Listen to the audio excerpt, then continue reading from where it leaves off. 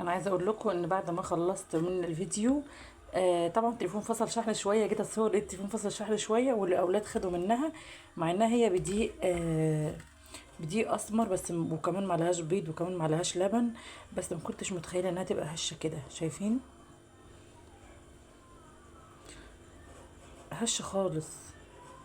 عايزه اقول لكم كمان انها احسن من التوست. يعني لو الناس ما بتحبش التوست زي كده، او يعني ما بتعرفش تعمل التوست، الطريقه دي جميله جدا. شايفين؟ هشه خالص وطريه. شايفين؟ بصوا، بصوا من الهشاشه بتاعتها اصلا خفيفه خالص. هنجيبوا حته كمان، بصوا.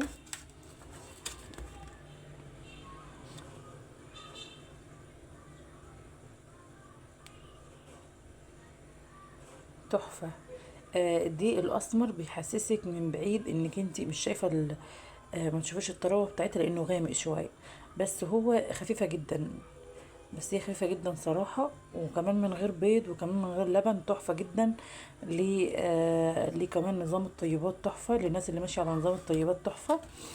وكمان لو هتعمليها وهتحطي عليها بيض، هتبقى كمان احسن من كده، لان البيض طبعا بيبقى حلو. هقول لكم برضو على حاجة نصيحة حلوة. احنا هنا مبدلين البيض باللي هو بالخل. الخل اول ما بنحط على البيكنج باودر، الاتنين مع بعض بيعملوا فقاعات كده زي البيض بالظبط. يعني بيديكي طراوه زي البيض بالظبط، فاهميني؟ فانت لما تحطي البيكنج باودر على الدقيق، وبعد كده تحطي عليها تحطي عليها اللي هو